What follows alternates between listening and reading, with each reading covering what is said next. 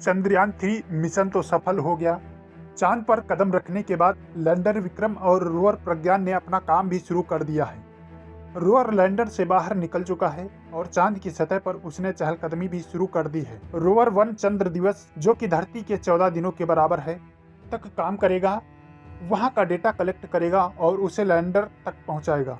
Lander के जरिए वो जानकारी इसरो तक पहुंचेगी। चंद्रमा की सतह पर असली काम प्रज्ञान रोवर का है। रोवर ही चांद से जुड़े रहस्य और जानकारी की खोज करेगा। कुछ ऐसे सवाल हैं जिनके जवाब लंबे समय से वैज्ञानिक खोज रहे हैं। इनके जवाब धरती पर इंसानों का जीवन हमेशा के लिए बदल सकते हैं। वैज्ञानिकों का कहना है कि उन्होंने चंद्रमा पर अरबों टन पानी की खोज कर ली है, जो सतह पर बिखरे कांच के छोटे छोटे मोतियों में कैद हैं। यह चंद्रमा की सतह पर भविष्य की इंसानी गतिविधियों के लिए बहुमूल्य संसाधन का एक संभावित भंडार साबित हो सकता है। धरती का इकलौता प्राकृतिक उपग्रह लंबे समय से सूखा है, लेकिन पिछले कुछ दशकों से कई मिशनों में यह देखा जा चुका है कि चंद्रमा पर पानी मौजूद है, सतह पर भी और खनिजों के रूप में भी। अब भारत ही दुनिया को बताएगा कि चंद्रमा के दक्षिणी हिस्से में क्या है। अब दुनिया को भारत ही पृथ्वी की बनावट से लेकर सौर परिवार के बारे में छिपे हुए रहस्य चंद्रमा के दक्षिणी ध्रुव से बताएगा। इसमें लगे 2 हाईटेक नेविगेशन कैमरे चांद की सतह पर रसायनों की मात्रा और गुणवत्ता खोजेंगे। चांद पर मैग्नीशियम, एल्यूमिनियम जैसे तत्वों की खोज करेगा। साथ ही परखेगा कि चांद पर टिन, लोहा और कैल्शियम जैसे तत्व हैं या नहीं। इसरो जल्द ही स्टडी करना शुरू करेगा।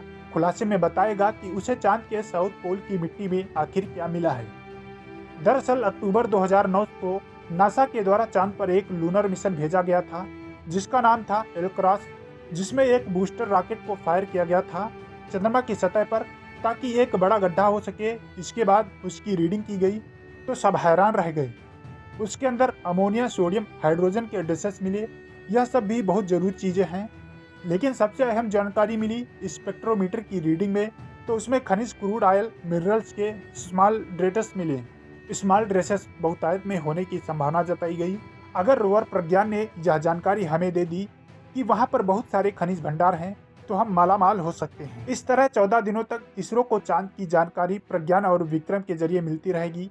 लेकिन 14 दिन बीतने के बाद इनका क्या होगा, ये आपने सोचा है? तो आइए बताते हैं। जिस तरह से रोवर और लैंडर को तैयार किया गया है, उसके हिसाब से रोवर और लैंडर से जानकारी 14 दिनों तक ही प्राप्त होगी। इसका कारण है कि इस दौरान चांद पर धूप रहेगी और दोनों को सोलर एनर्जी मिलती रहेगी। 14 दिन बाद साउथ पोल पर अंधेरा हो जाएगा। रात होते ही यहाँ काफी ठंड बढ़ जाएगी। चंद्रमा के दक्षिणी ध्रुव पर तापमान -238 डिग्री सेल्सियस तक चला जाता है। इतने कम तापमान पर मशीनों का काम करना बहुत मुश्किल होता है, क्योंकि विक्रम और प्रज्ञान केवल धूप में ही काम कर सकते हैं। इसलिए वे 14 दिनों के बाद निष्क्रिय हो जाएंगे।